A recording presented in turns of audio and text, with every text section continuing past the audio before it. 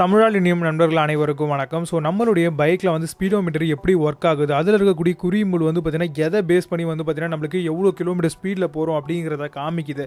So இதை பற்றின ஒரு வீடியோ தான் இன்றைக்கி இருக்கிற பகுதியில் பார்த்துக்கிட்டு இருக்கோம். நீங்கள் பார்த்துட்டு அவுட் ஆஃப் தமிழ். என்னுடைய பேர் விஜய்.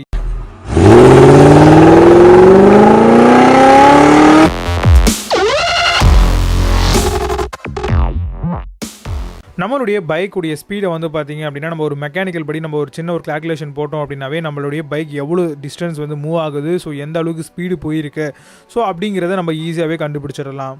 நம்மளுடைய பைக்கில் எவ்வளோ ஸ்பீடு போகிறோம், ஸோ எந்த கிலோமீட்டர் வேகத்தில் வந்து நம்ம ட்ராவல் ஆகிட்ருக்கோம் அப்படிங்கிறத ஸ்பீடோமீட்டர் எப்படி வந்து கனெக்ட் பண்ணுது, ஸோ அது எப்படி வந்து பார்த்திங்கன்னா நம்மளுக்கு முள் நகருது அப்படிங்கிறத வந்து பார்த்திங்கன்னா ஒரு மெக்கானிக்கலாக நம்ம வந்து செக் பண்ண போகிறோம். ஸோ வாங்க அதை பற்றின வீடியோ தான் நம்ம பார்த்துக்கிட்டு இருக்கோம். நம்மளுடைய பைக்கில் வந்து பார்த்திங்கன்னா மெக்கானிக்கலாக பார்க்கணும் பொழுது வார்ம் கியர் அப்படின்னு ஒன்று சொல்லுவோம். ஸோ நம்மளுடைய பைக் ஸ்பீடுக்கு ஏற்றது போல் வந்து பார்த்திங்கன்னா இதுவும் ரொட்டேட் ஆகும். ஸோ இது வந்து எந்த இடத்துல பொறுத்திருப்பாங்க அப்படின்னு பார்த்தீங்கன்னா நம்மளுடைய பைக் வீலில் பொறுத்திருப்பாங்க.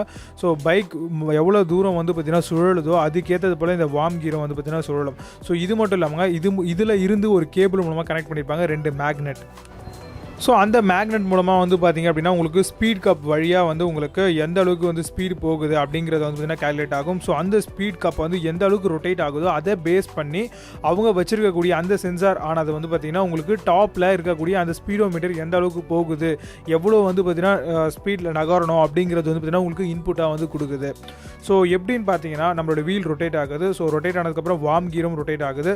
ஸோ அந்த வார்ம் கீரும் ரொட்டேட் ஆகும் பொழுது வந்து பார்த்திங்கன்னா உங்களுக்கு மேக்னெட்டிக் ஃபீல்டில் வந்து உங்களுக்கு அதுவும் ரொட்டேட் ஆக ஆரம்பிக்கும். ஸோ இது எல்லாம் ரொட்டேட் ஆகும்பொழுது வந்து உங்களுக்கு ஸ்பீடு கப் அப்படிங்கிற விஷயம் ரொட்டேட் ஆகி உங்களுக்கு எவ்வளோ ஸ்பீடு போகுது அப்படிங்கிறது வந்து பார்த்தீங்கன்னா உங்களுக்கு அந்த ஸ்பீடோமீட்டரில் ஷோ ஆகும். ஸோ அந்த மேக்னெட்டுக்கும் அந்த பர்டிகுலர் ஸ்பீட் கப்புக்கும் வந்து பார்த்திங்கன்னா எந்த ஒரு தொடர்புமே இருக்காது. ஸோ எந்த ஒரு அட்டாச்மெண்ட்டுமே இருக்காது. ஸோ இந்த மேக்னெட் வந்து பார்த்திங்கன்னா ரொட்டேட் ஆகும்போது அதுலேருந்து வரக்கூடிய மேக்னெட்டிக் ஃபீல்டு வந்து பார்த்திங்க அப்படின்னா உங்களுக்கு க்ரியேட் ஆகும்.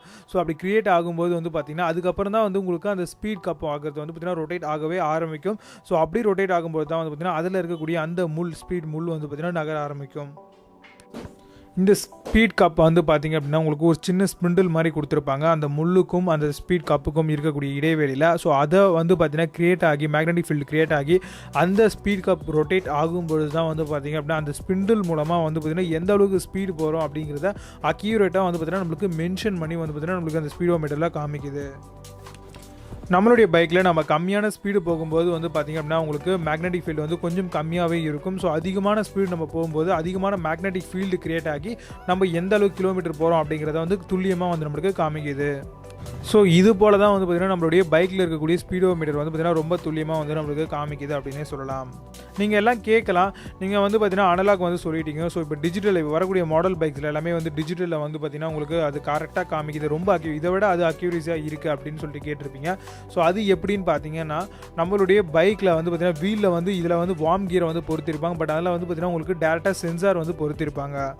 ஸோ இந்த சென்சார்லேருந்து வந்து பார்த்திங்கன்னா வரக்கூடிய சிக்னல் வந்து பார்த்திங்கன்னா உங்களுக்கு ECUI அப்படின்னு எடுத்துக்கும், எலக்ட்ரானிக் கண்ட்ரோல் யூனிட் அப்படின்னு சொல்கிற இடத்துக்கு போயிட்டு அந்த ஒரு சிக்னல் தான் வந்து பார்த்திங்கன்னா உங்களுக்கு டிஜிட்டலில் வந்து கன்வெர்ட் ஆகி நம்ம எந்த அளவுக்கு ஸ்பீடு போகிறோம் அப்படின்றது ரொம்ப துல்லியமாக அக்யூரேசியாக வந்து பார்த்திங்கன்னா கொடுக்குது. ஸோ இது மாதிரி தான் வந்து பார்த்திங்க அப்படின்னா பெருமளவில் இருக்கக்கூடிய ஸ்போர்ட்ஸ் பைக்கில் வந்து பார்த்திங்கன்னா டிஜிட்டல் வந்து யூஸ் ஆகுது. ஸோ ஸ்போர்ட்ஸ் பைக் அப்படின்னு சொல்ல முடியாது. ஸோ கார்லையுமே வந்து பார்த்திங்கன்னா இந்த சிஸ்டம் தான் வந்து ஃபாலோ பண்ணிட்டு இருக்காங்க. ஸோ இந்த விஷயம் உங்களுக்கு ரொம்ப கிளியராக புரிஞ்சிருக்கும் அப்படின்னு நினைக்கிறேன். இந்த வீடியோ உங்களுக்கு பிடிச்சிருந்தா மறக்காம இந்த வீடியோக்கு ஒரு லைக் பண்ணிவிட்டு உங்கள் ஃப்ரெண்ட்ஸோட ஷேர் பண்ணிங்க.